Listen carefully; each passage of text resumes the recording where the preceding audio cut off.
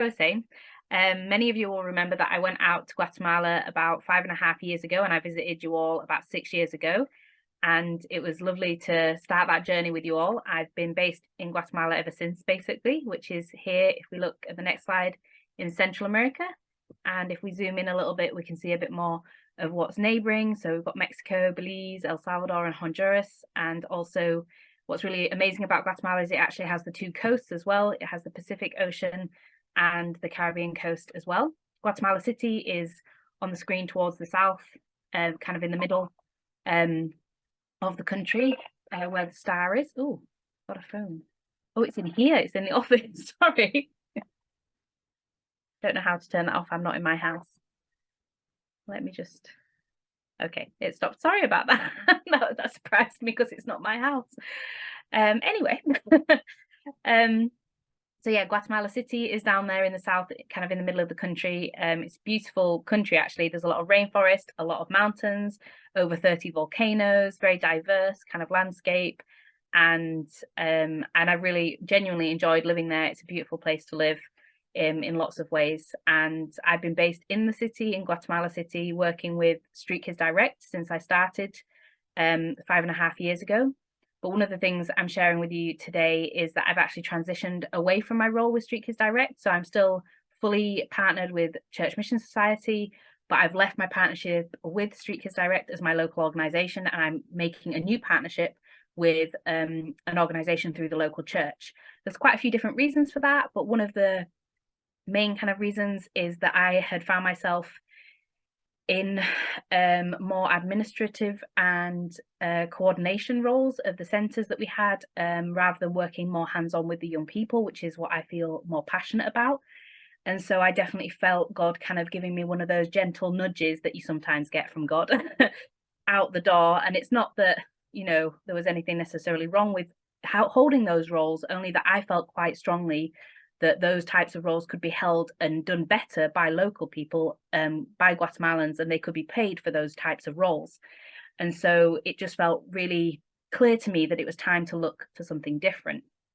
It was quite a hard transition. It was quite a hard decision, as I'd always really loved my work with Street Kids Direct and the young people that I'd built relationships with over the years. But also it did feel a lot like perfect timing, because I had definitely come to a point with my young people that I'd worked with for the last 5 or 6 years.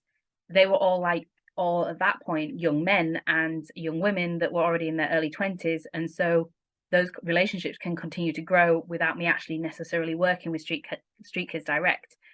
And so I left my role with them and kind of found myself in this weird transition time. And definitely in that time, I was in need of, well, a bit of a refresh, a bit of renewal. I think that I found myself a little bit weary from 5+ years of work in quite intensive type of work with very vulnerable and at-risk young people and children.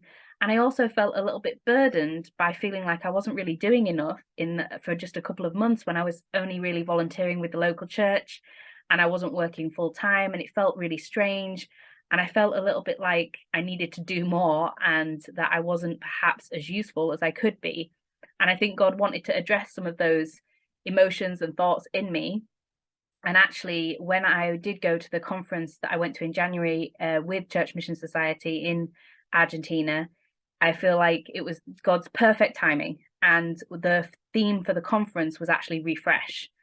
And if you see here on this slide, we have a big group of us there. I think there's probably not all of us were there, but there were over 50 mission partners, including their families and local partners and staff from CMS, that joined together for this conference in Argentina, in Ushuaia. The reason that it was in Ushuaia, which is the very tip of the very southern tip of Argentina, it's called the end of the world, is because over 200 years ago, some missionaries went out to Ushuaia, who then eventually, through their work in Ushuaia, founded Ushuaia as a city, and also founded South American Mission Society, which then more recently has merged with CMS. And that was over 200 years ago. And so it has very rich cultural history for Church Mission Society.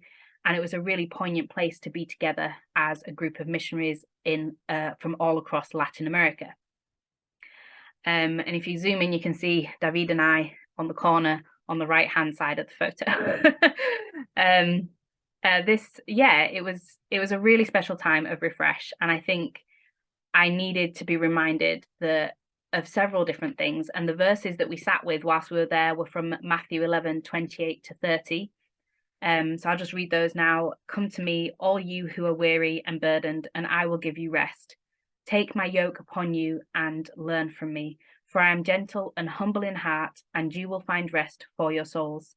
For my yoke is easy and my burden is light. I felt like God reminded me that I could come to him and lay my burdens at the cross, and that he would take them from me, and that I could find that real deep rest that we can only really find in God and through his spirit. And it was definitely perfect timing. As I said, it was really necessary for me to be reminded by God that I'm loved, not because of what I do for him, the work that I do, the mission, but just because I'm his and I'm loved, full stop. There's no extra, there's no need then for me to do anything. And at the same time, as we spent more time in these verses, I felt God really clearly saying to me as well that that's exactly what he wants me to share with the young people in Guatemala moving forwards that I'm going to be working with, is that love and that knowledge that they have their identity in him, their identity in Christ, and that they're loved simply because of who they are, not what they do, and nothing else really, that we're just loved, and to share that love with the young people in Guatemala. And so I was able to, like I say, find that refreshment for myself, but also be reminded of the real passion I have to work with young people in Guatemala City. And so moving forwards, the new partnership that I am moving into, that I already started to volunteer with an organisation before I came back to the UK in December, is called Somos, which means we are. And they're a very well-established organisation associated with the local church that I go to, Iglesia Reforma. And it's a really amazing organisation. They do some very impressive training on a very high level, and they're recognised by quite a lot of different groups of people already in Guatemala. It's locally run, locally founded. It's Guatemalans really trying to have an impact in Guatemala. And one of the things that they are really passionate about is working closely with people who come across children and young people in the childcare system in Guatemala City. Their kind of umbrella kind of theme of the work that they do is working with the orphans or vulnerable young people. That has quite a lot of different kind of branches of it. In terms of the actual work that they do and the projects that they partner with. But one of the things that they do is training for different groups of people, as I mentioned. And so one of the things I was able to do is help them with some of their training days. This one was really impressive. They were basically training solicitors, judges, childcare workers, lawyers, anyone who would come across a child that's gone into the childcare system once they've been removed from their family. And their aim through these training activities is to help these adults understand how best they can serve that child or young person who's in a very vulnerable, traumatic time in their lives as best they can. Even if they only have that child in front of them for an hour, how can they make sure that that hour is the most comfortable possible for that child or young person? And so the training that they're doing is really impressive and at a very high level and quality. It's very much focused on education as well. One of the things that they do is a kind of a big mass scale role play called Life in Limbo. And you're invited to attend, and each person there is given a different character in groups. And so when I first went, I was a child, a 4-year-old child, and I was part of a family. There were other people within my family in the role play, and you take on the role of the character that you've been given, and you're walked through different scenarios as a child is removed from their family home and goes into the childcare system, and what that might look like and feel like. It's a very emotive and emotional and impactful role play. It's very well led, and again, it's a tool to educate adults in this is done with local churches, it's done with other professional groups, and the focus is to educate people about what it's like for a child or a young person in the childcare system and how best we can support them and what to do next, and to build quite a lot of awareness around that as well. One of the things that they also do is train mentors who then go into these children's homes and partner with young people or children that are in care and mentor them. They walk alongside them in their life and through their journey in the care system and beyond, hopefully as well, is the aim. And it's a really, again, professionalized training for these mentors. And one of the things that I'm going to be doing, working alongside Somos, is helping the mentors with their discipleship of the young people that they work with. And so thinking more outside of the box of perhaps more traditional models of discipleship and looking at how we can do discipleship a little bit differently and how we can really come alongside young people and children that are in the system and support them in their walks with God very intentionally, but very much individually, how each child or young person might be, where they're at, and helping them move forward on their journey. So that's a really exciting part of my new role with Somos. The other thing that I was able to do before Christmas is actually go in to support other people that are working with vulnerable people. And so one of the projects that Somos has a connection to is a refuge house for women who have been in abusive and violent home situations, and they've come to live in this house for a whole year with their children. And whilst they're there, they get the legal support that they need, but they also get the psychological and emotional support alongside skills training so that they can transition to be independent when they go back into society after their year in this refuge house. And one of the things that I'm quite passionate about from personal experience is team care of people that are actually working with vulnerable people groups. Often people that are doing the work are the ones that can get a little bit forgotten about, and they're actually carrying a lot in their lives and in their hearts from what they've experienced and the work that they're doing and how they're serving. And so I was able to go in and actually support the staff in this house and work with them. We had a training activity together, but also a time of devotional and time with God together. It was the end of their very busy year. The women and the families had already left to go back to their homes, and it was just a really great time to spend with them and to build them up and thank them as well for the work that they're doing and help support them. So that's something I'm hoping to be able to do more of, and not necessarily just with this group of workers, but also identify where there are other people that need that kind of support working with vulnerable people groups in Guatemala.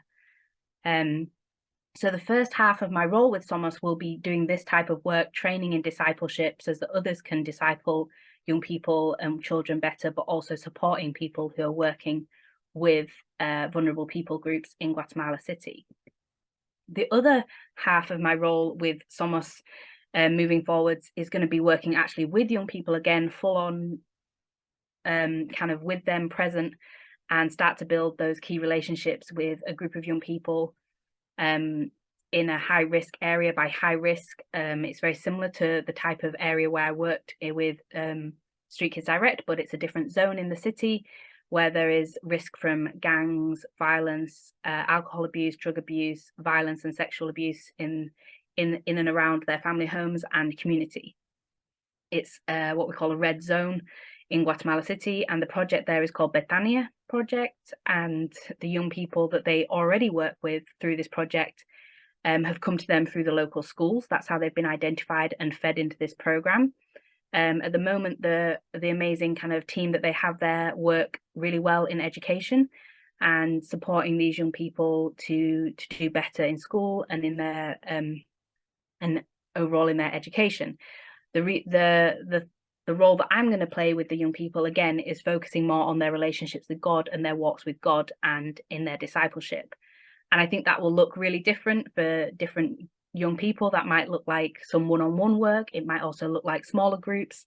It might look like some deeper kind of Bible study and prayer activities with those that are at that stage in their walks with God. It might also look like going into the community and identifying other young people that are in need of extra support and inviting them to be part of the projects if they would like to be, and to see how we can best support the young people of this community.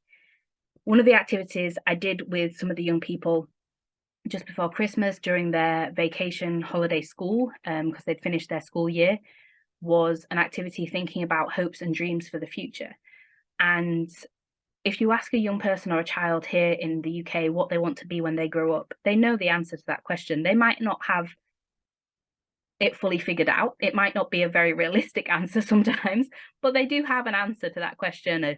A doctor, a footballer, I don't know, a pilot, a nurse, a farmer, who knows, a YouTuber these days probably. And they definitely have an answer. But for a young person or a child that lives in a high risk, high alert state of mind, they don't know how to answer that question because they don't actually know where their next meal is coming from, or they don't know if that person that treats them badly is going to be home today, or if their dad is going to come home drunk and be violent, or their mum's not going to be around because she's working or she's drinking, or whatever their family situation is that makes it challenging and makes them vulnerable. They live in a state of high alert and they can't think beyond the present or the next few days or the next few hours at sometimes as well. And so one of the things I'm quite passionate about is helping young people to open their minds to something different, to a future that is brighter, that has potential, that has different options, and helping them see those positive things that they can achieve in their life, and just helping to build in those healthy thought patterns about something different for the future. Something else that Betania Project is already doing is working with young people in arts and music. I think we all know that, those of us that have hobbies, we all know that art and music and things like that can be very therapeutic and actually quite healing. So it's something that is really good for young people and children in high risk situations. And so the team is already working really well in these areas. You can see a music lesson there as well, and a creative activity in these photos. And it's just really good to see that they're already doing that work and to be able to partner with them and continue kind of building those things for these young people and those different opportunities that they wouldn't normally have as well. One of the things we did before Christmas was take them out for the day to a farm. And again, it's something that for these young people would very rarely happen. Some of them may never have even left their kind of zone in the city. And so to see them just be able to go out and play in a green space and be among nature and animals for the day was just a real privilege and a real joy, honestly. And it's definitely something we're hoping to do more of with the project as well. One thing that's really amazing about Betania Project is that it's nearly fully funded by the local church and by Guatemalans, which is really exciting. And it's also led mostly by Guatemalans and then partners, missionary partners like myself. So as I said, that's kind of the dual kind of aspect of my role, is working, actually discipling young people in this project and perhaps identifying where else that can happen, and then also training others that are working with young people and supporting others that are working with different vulnerable people groups in Guatemala City as well. As I mentioned, mentoring is really important. It's something that Street Kids Direct also does and still does, and does very well. I mentor a young person called Pamela through Street Kids Direct, and I'll be continuing to do that for as long as is possible. She's a lovely, delightful 13-year-old. She's got all of the lovely teenage hormones that come with that. And I've been working with her for about 8 months, but actually I've worked with her older brother. He's one of my older young people that I've been working with for close to 6 years. And it was an obvious choice when she came into the program last year and she needed a mentor. And it's just been a real joy to work with her. She started to open up to me, to trust me. We built some good confidence together, and we really love the time that we spend together, and we're starting to understand each other a little bit more and how we both tick. And she's so comfortable that sometimes she just sits and ignores me for an hour, and it's really uncomfortable. But I've realized is actually her just being able to just be herself and not perform for anybody in a safe space for an hour.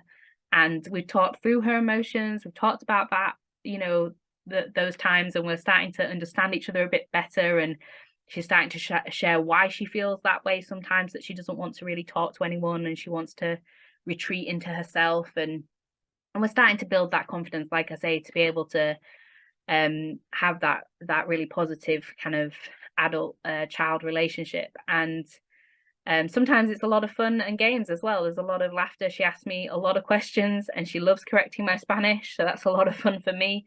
One thing that David and I have done quite intentionally as a couple is actually go out with both of our mentees at the same time. He mentors Mikhail, and he's also 13, and we found that to be really healthy for them because they don't have that dynamic of two healthy parents in their home lives. Neither of them have particularly positive male role models in their lives, and their mums both work ridiculously hard because they're supporting quite a lot of different children in the family. And so I think we've all found that to be really fun, to go out together as a four and actually share together and have that more family time, which has been a real blessing for all of us.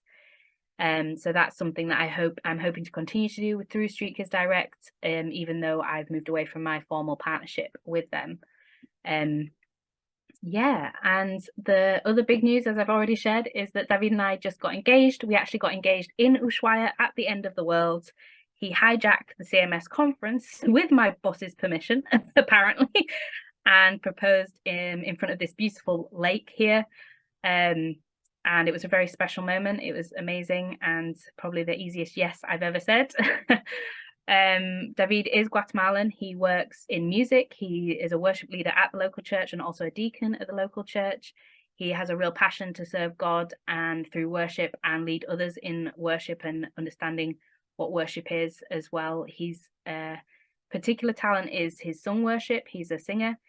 He teaches singing as well to lots of different people, and we met because he was volunteering at Street Kids Direct, working with young people and teaching them singing. And we started a choir together through that work as well, and that's something we're hoping to do perhaps in the future through Somos and the work that they do in the community, maybe a community choir.